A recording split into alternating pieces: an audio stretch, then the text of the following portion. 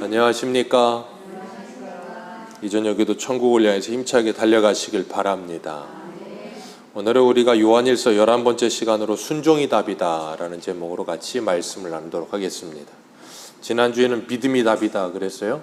그 전주에는 사랑이 답이다 그랬고, 좀 제목을 정하다 보니까 이렇게 그냥 맞춰봤어요. 그래서 답이다, 그래서 세 가지 답, 사랑과 믿음과 순종 그랬습니다. 히브리서 11장 6절을 보면 믿음이 없이는 하나님을 기쁘시게 못한다 그랬습니다. 그리고 하나님께 나아가는 자는 반드시 그가 계신 것과 그를 찾는 자들에게 상 주시는 이심을 믿어야 된다 그랬어요. 참 말씀이 되게 웃겨요. 믿음이 없이는 하나님을 기쁘시게 하지 못하고 그를 찾는 자들은 하나님이 계신 걸 믿으래요. 그러니까 하나님이 계신 걸 믿지 않으면 하나님을 기쁘시게 할 수 없어요. 그리고 하나님을 찾는 자에게 상 주시는 이심을 믿지 않으면 하나님을 기쁘시게 할 수가 없다 이거예요. 그러니까 하나님은 우리에게 뭐 하시는 분이라고요? 하나님을 찾는 자에게 상 주시는 하나님, 하나님을 찾지 않는 자들에게 뭐 하시는 하나님? 징계와 벌을 내리시는 하나님. 그러니까 우리가 일반 이치 속에서도 우리가 세상에서 보잖아요. 징계와 그리고 상을 받는 모습들을 본다고요. 하나님이 그런 것들을 통해서 하나님을 우리가 어떻게 섬기고 어떻게 믿어야 하는가를 알려주시는 거예요.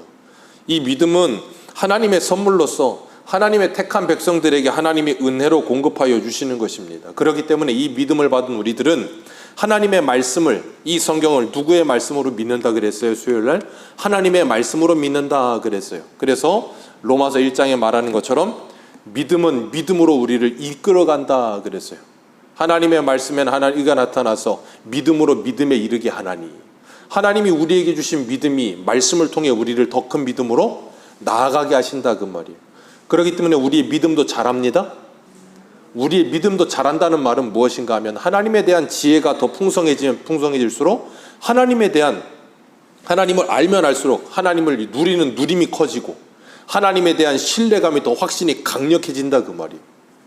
그렇기 때문에 우리는 하나님의 말씀을 통하여 하나님을 더 깊이 알아가야 할 것이고 하나님을 더 즐겁게 알아가기 위해 늘 기도해야 되는 거예요. 그걸 누가 하시냐면 성령께서 하시는 거예요. 그래서 우리가 이 새소망신학 대의문답 75문을 한번 읽어볼 거예요. 오늘 딱 그 부분인데, 제가 질문하면 답을 해보세요. 거룩하게 하심이란 무엇인가?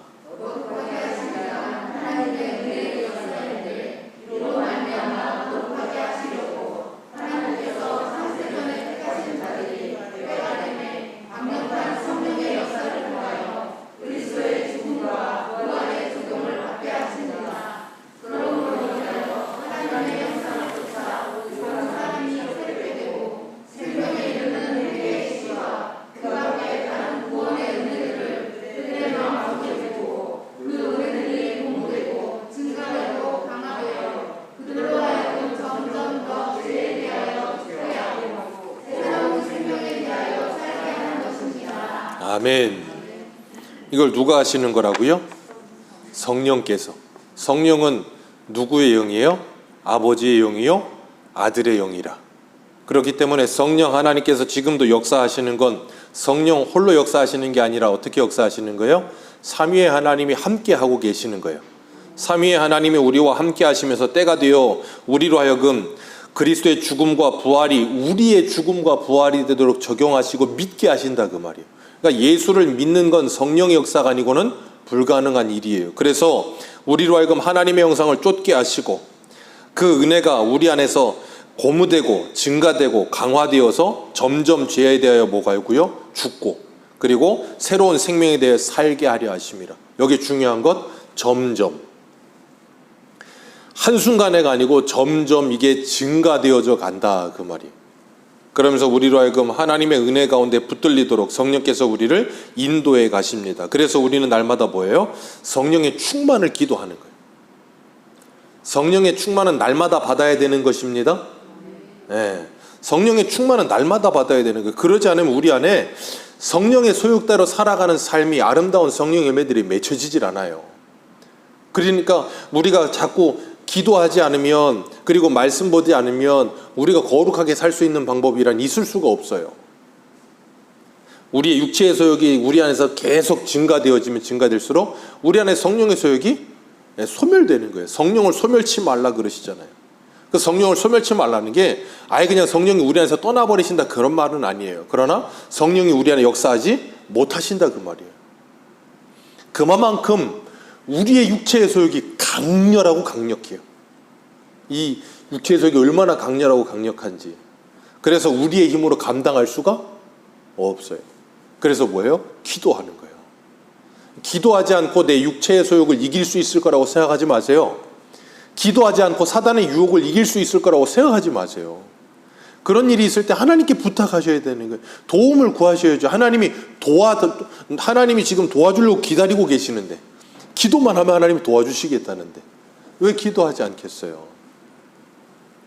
그렇기 때문에 하나님께서 우리로 하여금 하나님에 대한 그 믿음과 하나님의 말씀을 통해서 점점 더 주님을 따라가게 하시고 주님을 붙들게 하는데, 그 성령께서 뭐 하시는가 하면 우리에게 예수 그리스도를 증거하신다 그랬어요. 우리 5장 1절 같이 한번 읽어볼까요? 5장 1절입니다. 시작. 예수께서 그리스도이심을 믿는 자마다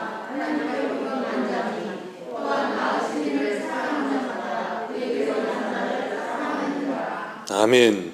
이걸 증거하시는 이가 누구라고요? 성령이시다. 6절에 말씀하고 있잖아요. 성령은 진리시니라.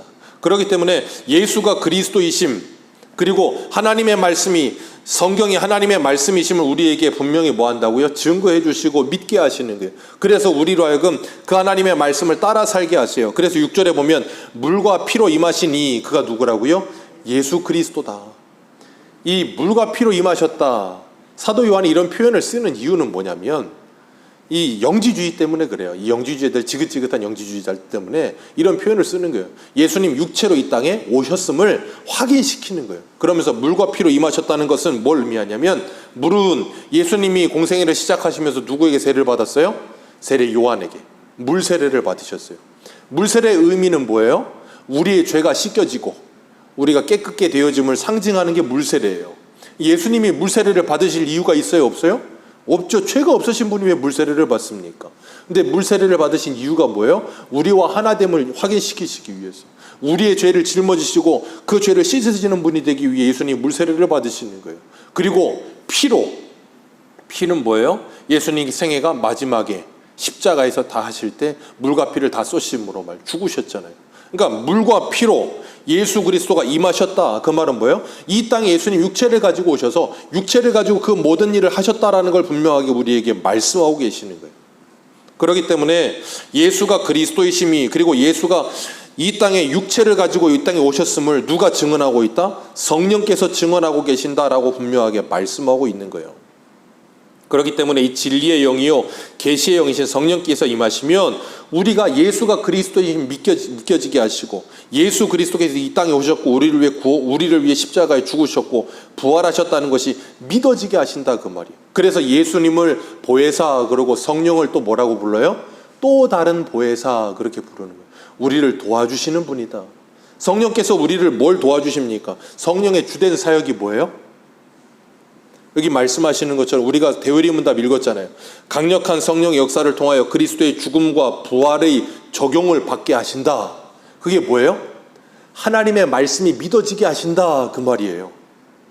성경에 기록된 대로 예수님이 이 땅에 오셨고, 성경에 기록된 대로 예수님이 죽으셨고, 성경에 기록된 대로 예수님이 부활하셨다. 그걸 우리에게 믿게 하시는 일을 누가 하신다고요? 성령께서. 그러니까 성령의 가장 주된 사역을 두 가지만 뽑아라 그러면 뭐냐면, 첫 번째, 우리에게 하나님의 구원을 적용시키신다. 두 번째, 하나님의 말씀을 믿게 하셔서 이 말씀대로 순종하며 살아가게 하여 우리로 하여금 거룩한 하나님의 백성을 만들어 가신다. 그게 성령의 가장 주된 역사예요. 두 가지. 그래서 요한복음 14장 26절을 보면 이렇게 말씀하세요. 보혜사 곧 아버지께서 내 이름으로 보내실 성령, 그가 너희에게 모든 것을 가르치고 내가 너희에게 말한 모든 것을 생각나게 하시리라. 성령은 홀로 이야기하지 않으세요. 들으신 것을 이야기하신다 그랬어요. 그리고 요한복음 16장 13절에도 진리의 성령이 오시면 그가 너희를 모든 진리 가운데로 인도하시리니 그가 스스로 말하지 않고 오직 들은 것을 말하며 장래일을 너희에게 알리시리라. 그렇기 때문에 성령께서 우리에게 임하시면 하나님의 말씀이 믿어지게 하시고 하나님의 말씀에 순종하게끔 우리의 마음을 동요시키시고 감동하신다 그 말이에요. 그래서 말씀을 따라 사는 삶이 나오게 하는 거예요. 그게 뭐예요? 구원받은 외적 확신이요.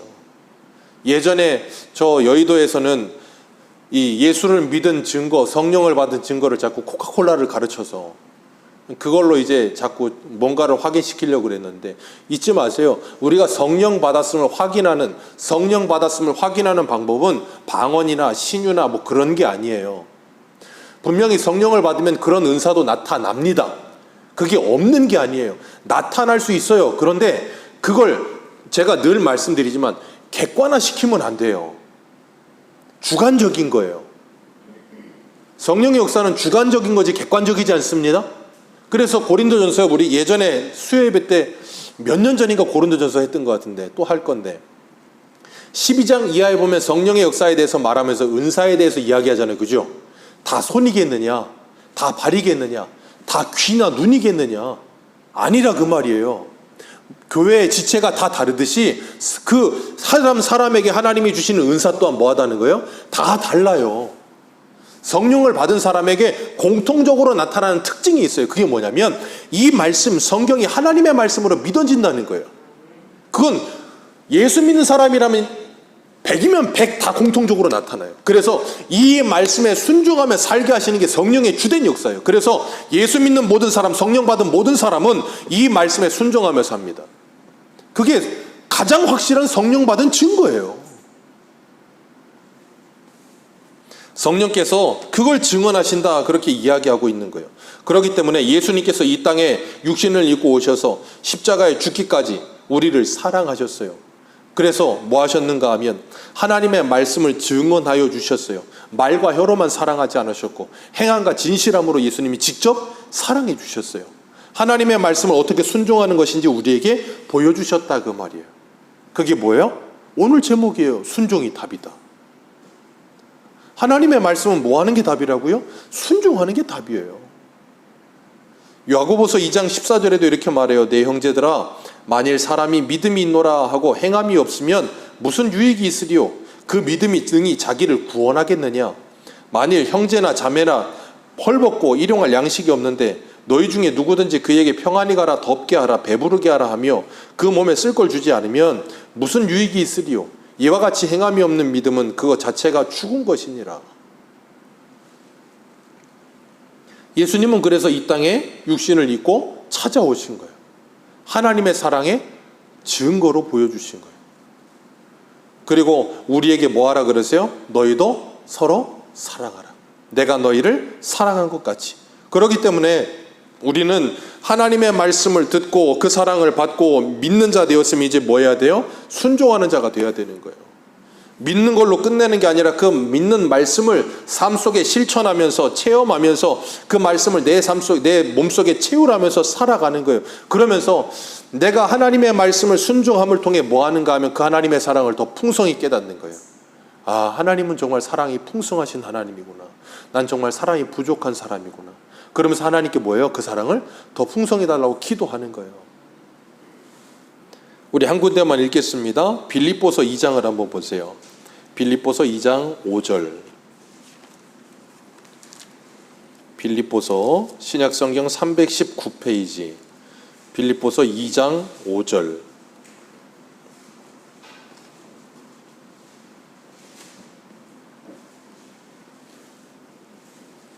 빌립보서 2장 5절 11절까지 우리 읽겠습니다. 같이 읽습니다. 빌립보서 2장 5절에서 11절, 신약성경 319페이지.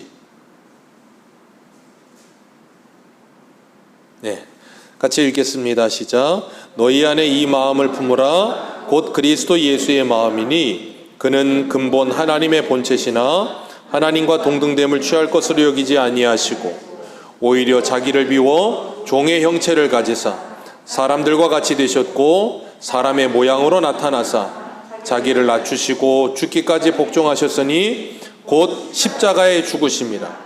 이러므로 하나님이 그를 지극히 높여 모든 이름 위에 뛰어난 이름을 주사 하늘에 있는 자들과 땅에 있는 자들과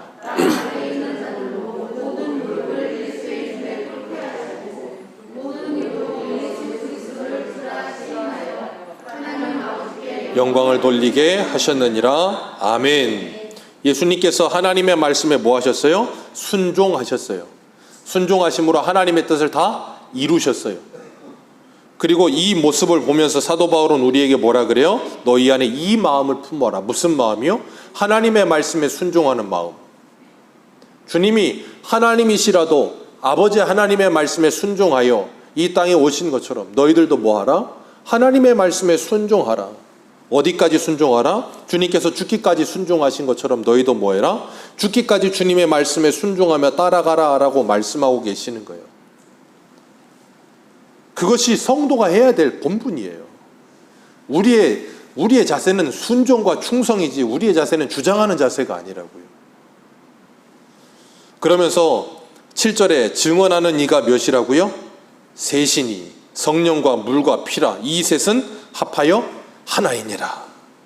이 말씀이 이 난해 구절이라 그러기도 하고 좀 그러기도 하는데, 그러면서 이 셋은 하나라 그러다 보니까 자꾸 이걸 가지고 삼위일체적인 삼위일체를 이야기하는 사람들이 있는데 그건 잘못된 해석입니다. 이 킹제임스 버전, 성경의 이 버전이 여러 가지가 있는데 KJV라고 해서 킹제임스 버전이라는 게 있어요. 그것만 믿는 사람들이 있어요. 유독 그것만 좋아해요. 그분들은 다른 성경 버전은 아니다 그러면서 막 그러는데, 그런 분들이 이 본문을 가지고 이걸 이제 삼위일체다 그렇게 이야기를 하는데 삼위일체가 아니에요. 분명히 보세요. 8절 같이 다시 읽습니다. 시작. 성령과 물과 피라 또한 이 셋은 합하여 하나이니라. 여기 보면 증언하는 이가 셋이다 그랬어요. 그리고 그 다음에 성령과 물과 피라. 그러면 6절에 물과 피로 임하신 이가 누구라고요? 물과 피로 임하신 이가 누구예요? 예수 그리스도라. 그러면 물과 피는 예수 그리스도고 그 예수 그리스도를 증언하시는 이는 누구예요? 성령이라. 그러면 여기 말하는 8절에 성령과 물과 피라, 그럼 이건 누굴 말하는 거예요? 성령과 예수 그리스도를 말하는 거예요. 그런데 증언하는 이가 셋이라 그랬잖아요. 그러면서 이 셋은 합하여 하나라 그랬죠. 그게 뭘 의미하는 것인가 하면 셋은 합하여 이 셋의 증거가 일치하다를 말하는 거지, 하나다라는 게 일치한다는 말이에요. 이 증거들이 일치한다. 예수 그리스도의 세례와 십자가의 죽으심과 성령의 증거가 다 뭐하다? 일치하다를 말하는 거예요. 이걸 왜 이렇게 이야기하는가 하면 구약의 신명기 19장 15절을 보면 사람의 모든 악에 관하여 또는 모든 죄에 관하여는 한 증인으로만 정할 것이 아니요 두 증인의 입으로나 또는 세 증인의 입으로 그 사건을 확증할 것이며 라는 말씀이 있어요. 이게 법정적인 거죠. 그래서 이 아합의 와이프 누구예요? 이세벨인가요? 이세벨이 아합이 나봇의 포도원을 빼앗으려다 안 되니까는 어떻게 해요? 깡패들 시켜가지고 거짓 증인 둘 세워서 이 나봇을 모함해가지고 죽여버리잖아요. 그런 것처럼 법정에서 확증되려면 증인으로 확증되고 그 사실이 화실이라는 걸 확증하기 위해서는 두 사람 이상이어야 된다는 거예요. 두셋이어야 된다는 거예요. 그래서 성령과 예수 그리스도가 이걸 뭐한다? 증언하고 있다. 이게 진실이다라고 말하고 있는 거예요. 사도 요한이 지금. 그게 영지주의자들과 다른 점인데, 영지주의자들은 사람 안에는 빛이 있다라고 이야기를 해요. 이 조그마한 빛이 있는데 그 빛이 우리를 진리로 인도해 간다 그렇게 이야기를 합니다. 그러면서 그 빛을 또 성령이라고 말하진 않아요. 그래서 그 사람들은 뭐라 그러냐면 우리에게는 성령 역사가 크게 필요 없다는 식으로 이야기를 합니다. 그러니까 영지, 그노시스라고 하는데 그게 뭐냐면 지식을 추구하는 사람들, 그러니까 공부해서 구원받는다 그런 의미예요. 공부한다는 게 뭘 공부한다는 거냐면 이 사람들은 진리에 대해서 자꾸 사람들이 생각을 하고 이렇게 하다 보면 뭐 하는가 하면 여기서 나온 게 대표적인 게 관상기도. 관상기도라는 게 뭐냐면 다 비우는 거예요. 무념무성한 상태. 기도를 하는데 가만히 앉아서 가부좌를 틀고 모든 마음과 생각을 다 비우는 거예요. 그래서 요즘 유튜브 같은 데 보면 현대인들이 스트레스 많고 막 그러다 보니까 유튜브 많이 나오는 게 뭐냐면 명상을 하라고 그러면서 띵 울려놓고 그냥 뭐 하세요 말도 그냥 되게 나긋나긋하게 하면서 하는 사람들이 있어요. 그러면서 뭐 하라는 거냐면 다 비워내라는 거예요. 예수님 뭐라 그러셨어요? 집이 다 비워지고 청소되고 나면 몇 명 온다고요? 귀신이? 7 귀신이 들어온다고요. 관상기도라는 게 그런 거예요. 무념무상해서 다 비우다 보면 빛이 보인다는 거예요. 그 빛이 보이다 보면 그 빛이 누구냐면 하나님이라는 거예요.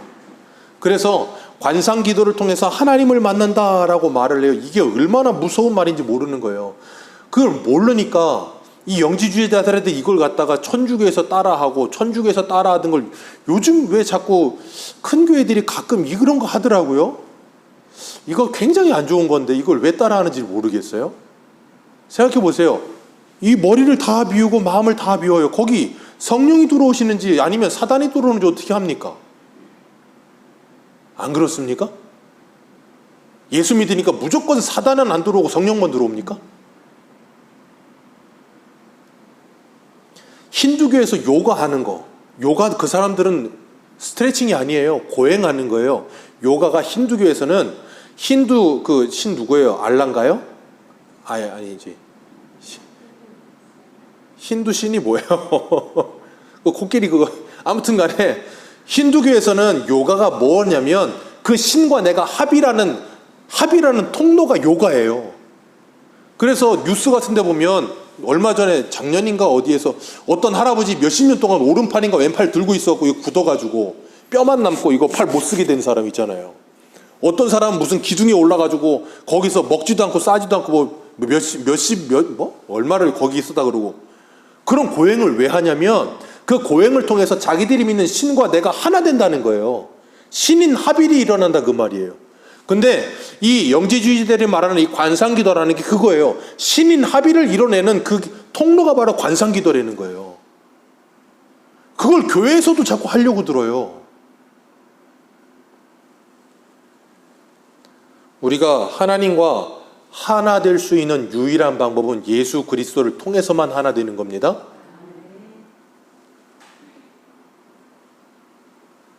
그러니까 우리는 다 비워내는 게 아니고 다 비우고 거기에 뭘 담아야 되냐면 하나님의 말씀을 가득히 담으셔야 되는 거예요.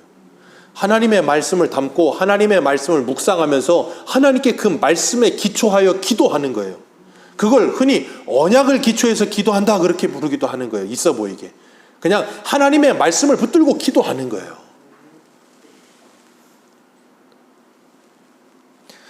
더 들어갈 필요는 없고 어쨌든 10절 말씀 우리 같이 한번 읽습니다. 시작.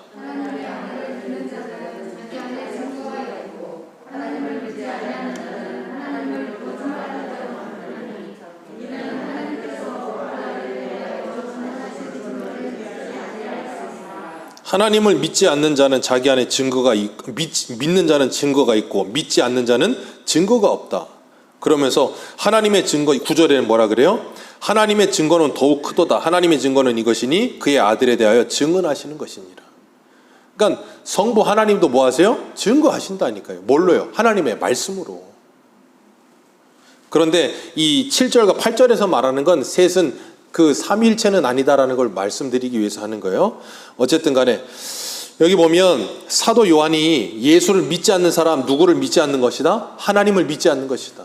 그리고 예수를 믿지 않는 사람 하나님을 뭘 만드는 것이다? 거짓말쟁이를 만드는 것이다 라는 걸 이야기해요.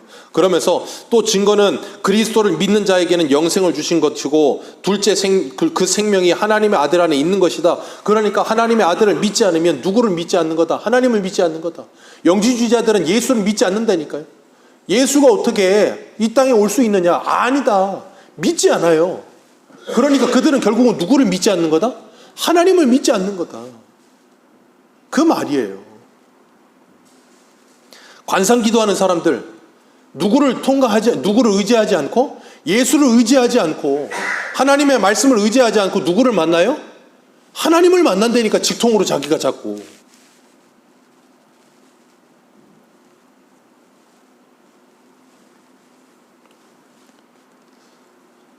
우리가 잊지 말아야 될 건 뭐냐면 아버지를 믿는 자 그 아들을 믿는 것이며 그 아들을 믿는 자 그 아버지를 믿는 것이다. 그래서 요한복음 17장 3절에 뭐라 그래요? 아버지와 그 아들을 믿는 자는 그 안에 뭐가 있다? 영생. 아버지와 아들을 아는 것이 영생이라니까요. 그러니까 아버지 안에 내가 주 안에 주가 요한복음 17장에 그러잖아요. 아버지가 내 안에 내가 아버지 안에 있는 것처럼 저들도 우리 안에 있게 해 주옵소서. 우리가 예수 그리스도 안에서 하나님과 하나 되게 해 주옵소서. 그게 뭐예요? 영생을 누리는 거예요. 그것 자체가. 어떻게 누려요? 하나님의 말씀을 순종함으로. 그걸 누가 하시는데요? 성령께서 역사하셔서. 그러니까 우리는 그 하나님과 함께하며 하나님의 말씀에 순종하는 삶을 살기 위해서 날마다 뭐 하셔야 돼요? 기도하셔야 돼요. 내 안에 성령의 충만을 달라고.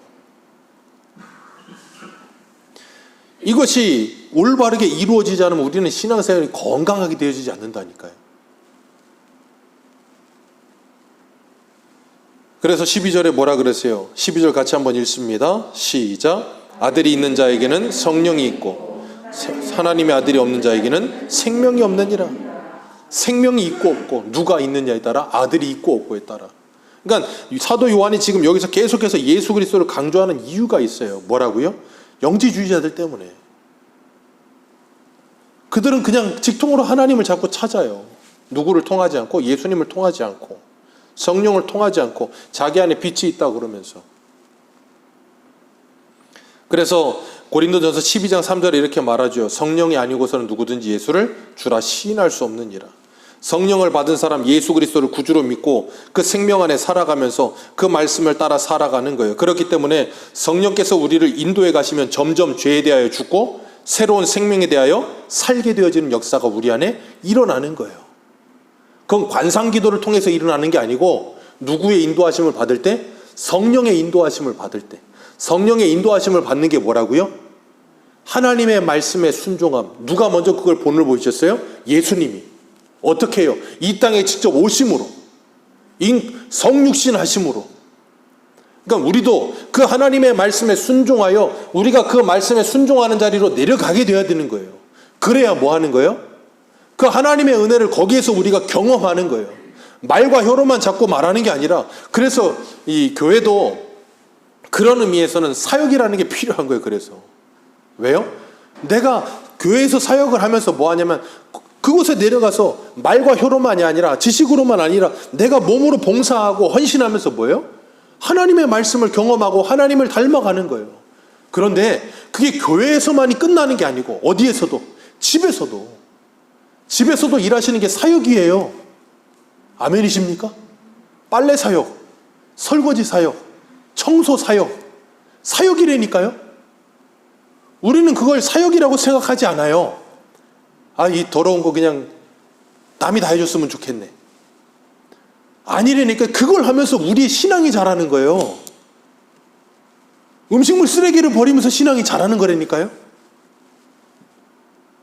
우리는 그걸 굉장히 그건 전혀 신앙과는 상관없는 삶인 줄 아시나 본데 아니에요. 거기에서 내 신앙이 훈련되고 다져지는 거예요. 제가 오전에도 말씀드렸잖아요. 하나님의 말씀에 대한 반응은 어디서 나온다고요? 거기서 나오는 거예요. 거기서. 그걸 우리는 좀 있어 보이게 하려면 일상의 영성이다 뭐 그렇게 이야기도 하는 거예요.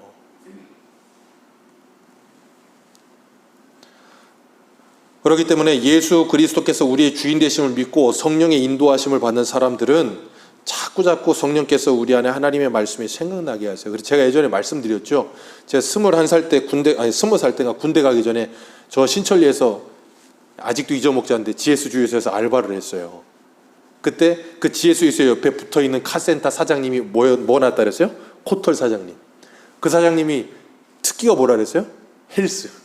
몸이 저는 태어나서 제가 직접 직관한 사람 몸 중에 그 아저씨가 제일 좋았어요. 정말 진짜 다비드산 같아 몸이.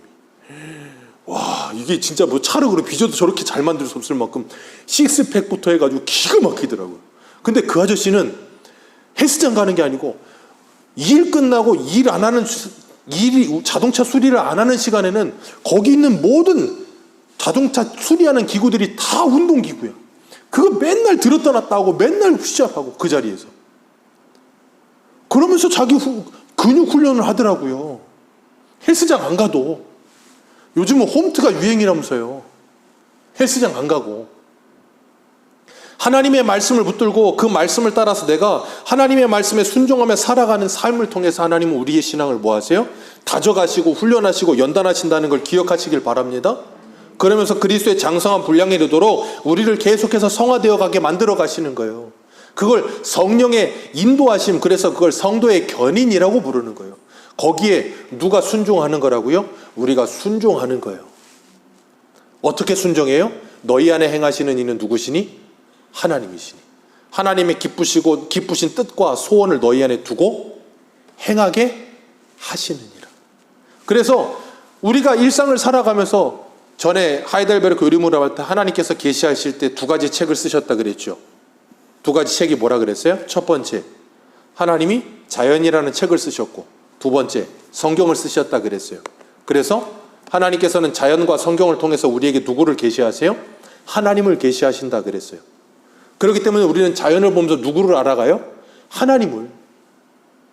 그러니까 내가 일상 속에서, 내가 직장에서 일하면서 뭘 하면서, 그러니까 농부는 농부대로, 어부는 어부대로, 뭐 다른 일 하시는 분들은 회사원은 회사원대로 거기서 일을 하다 보면 내가 거기서 뭘 깨닫냐면 어떤 이치들을 깨달아가요.